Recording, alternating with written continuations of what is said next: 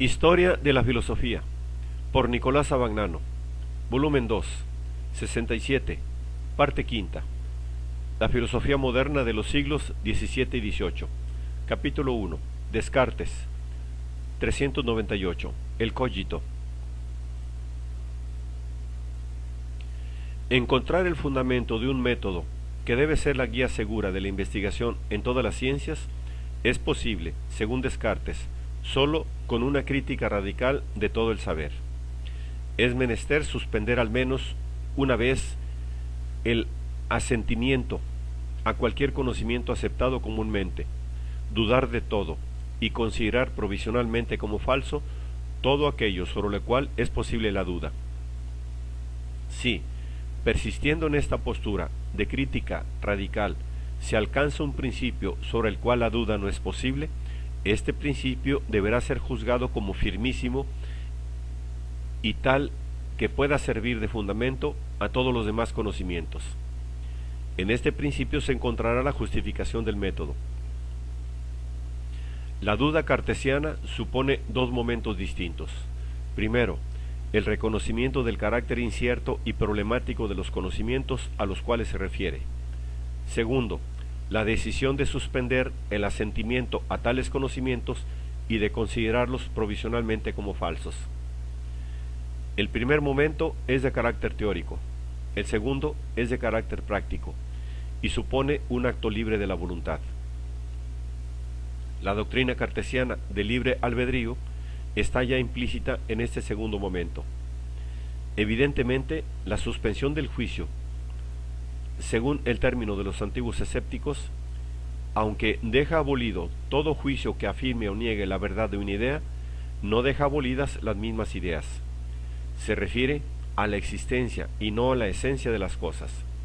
Negarse a afirmar la realidad de los objetos sensibles no significa negar las ideas sensibles de tales objetos.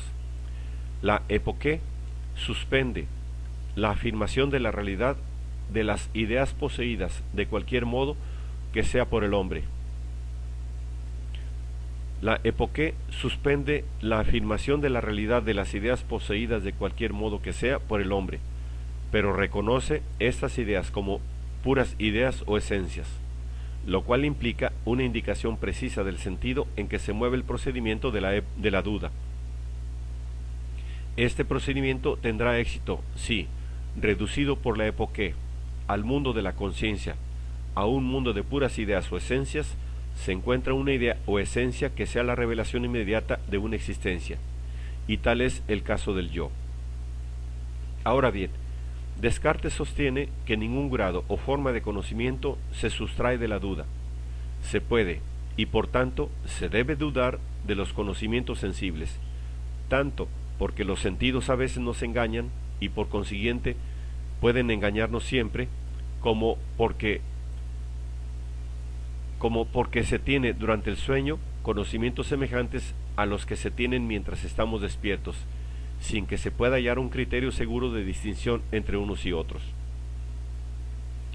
Hay, desde luego, conocimientos que son verdaderos, tanto en el sueño como en la vigilia, como los conocimientos matemáticos. 2 más 3 hacen siempre 5, tanto durmiendo como estando despierto.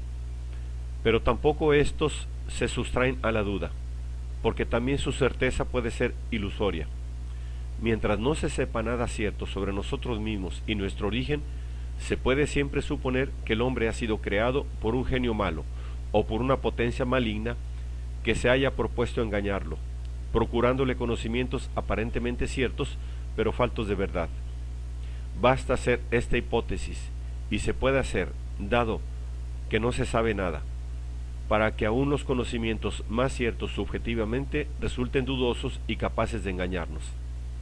Así, la duda se extiende a todo y se convierte en absolutamente universal. Pero precisamente en el carácter radical de esta duda se presenta el principio de una primera certeza. Yo puedo admitir que me engaño o soy engañado de todas las maneras. Puedo suponer que no existe Dios, ni el cielo, ni los cuerpos, ni que yo mismo no tengo cuerpo. Pero para engañarme o ser engañado, para dudar y para admitir que todo es falso, es menester necesariamente que yo que pienso sea algo y no nada. La proposición pienso, luego existo es la única, absolutamente verdadera, porque la misma duda lo confirma. Toda duda, suposición o engaño supondrá siempre que yo que dudo, supongo o me engaño, existo. La afirmación yo existo será, por tanto, verdadera, siempre que la conciba en mi espíritu. Ahora bien, esta proposición contiene también, evidentemente, una cierta indicación sobre lo que yo soy que existo. No puedo decir que existo como cuerpo, ya que no sé nada de la existencia de los cuerpos, sobre los cuales mi duda continúa. Yo no existo sino como cosa que duda, es decir, que piensa. La certeza de mi existir se enlaza solamente con mi pensamiento y sus determinaciones. El dudar, el entender, el concebir, el afirmar, el negar, el querer, el no querer, el imaginar, el sentir, y en general, todo lo que existe en mí y de lo que tengo inmediata conciencia. Las cosas pensadas, imaginadas, sentidas, etc., pueden, en lo que sé de ellas, no ser reales, pero es ciertamente real mi pensar, sentir, etc. La proposición yo existo significa solamente que yo soy una cosa que piensa, esto es, espíritu, entendimiento, razón. Mi existencia de sujeto que piensa es cierta, como no lo es la existencia de ninguna cosa que pienso. Puede ser, desde luego, que lo que yo percibo, por ejemplo, un pedazo de cera, no exista, pero es imposible que no exista yo que creo percibir aquel objeto. Sobre esta certeza originaria, que es al mismo tiempo una verdad necesaria, debe fundarse cualquier otro conocimiento. Por esto cree Descartes que sobre una certeza primaria puede fundar, en primer lugar, la validez de la regla de la evidencia.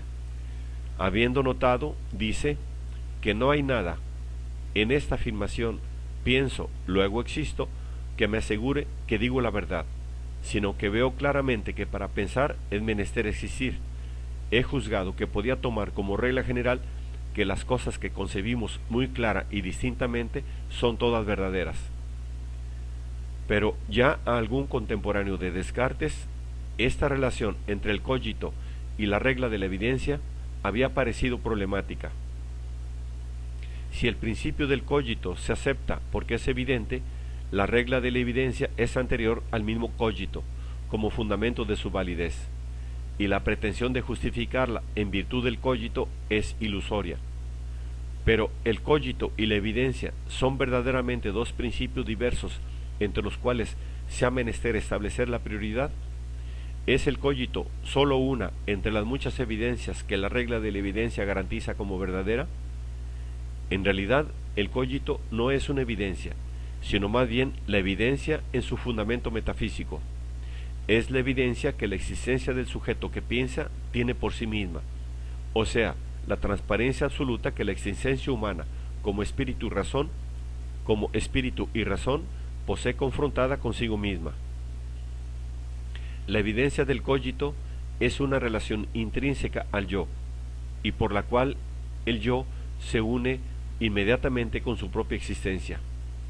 Esta relación no recibe su valor de ninguna regla, sino que tiene sólo en sí misma el principio y la garantía de su certeza.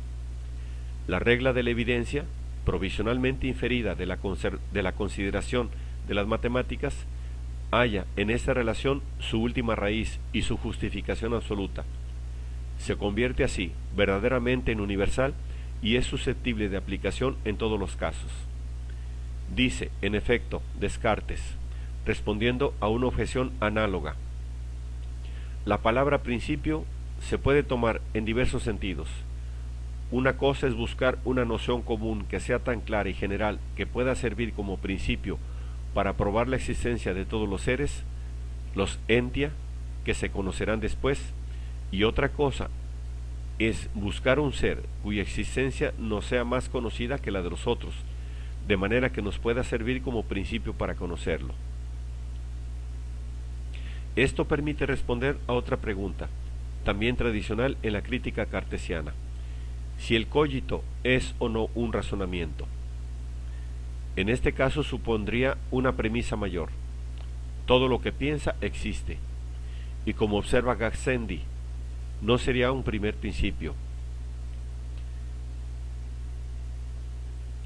El mismo Descartes ha afirmado decididamente contra sus críticos el carácter inmediato e intuitivo del cogito, y en realidad la identidad entre la evidencia, en su principio, y el cogito establece también la identidad entre el cogito y la intuición, que es el acto de la evidencia.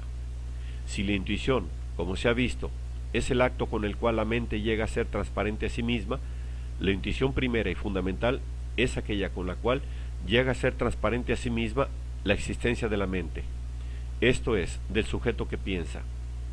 El cogito, como evidencia existencial originaria, es la intuición existencial originaria del sujeto que piensa. El sujeto pensante, definido por la autoevidencia existencial, es, según Descartes, una sustancia. Descartes acepta aparentemente la noción escolástica de sustancia y entiende por tal el sujeto inmediato de cualquier atributo del que tengamos una idea real. Pero en realidad, aquella noción experimenta en él una metamorfosis radical. La sustancia pensante no es más que el pensamiento existente. La sustancia del yo no implica el reconocimiento de algún substratum suyo desconocido, sino que solamente expresa la relación intrínseca por la cual el yo es la evidencia de su propia existencia. De manera análoga, el carácter sustancial de la extensión, a la que se reduce la corporeidad de las cosas, significará solamente la objetividad de la extensión con respecto a los demás caracteres de los cuerpos, pero excluirá cualquier recóndito sustrato. La sustancia pensante no es más que el pensamiento, en cuanto existencia evidente a sí misma. La aparente aceptación que Descartes hace del vocablo aristotélico escolástico de sustancia es, en realidad, una nueva definición del mismo vocablo, cuyo significado se agota en la intrínseca relación existencial del yo. Las consideraciones precedentes permiten establecer la originalidad del principio cartesiano del cogito. Es imposible decir si, a sabiendas o no, Descartes ha repetido un movimiento del pensamiento que sin ningún otro género de duda se remonta a San Agustín, que de él pasó a la escolástica y que reasumió y renovó Campanella, casi contemporáneamente con Descartes. Pero no cabe duda que, como Descartes mismo afirmó, San Agustín se había servido del cogito con fines bastante diferentes de los suyos.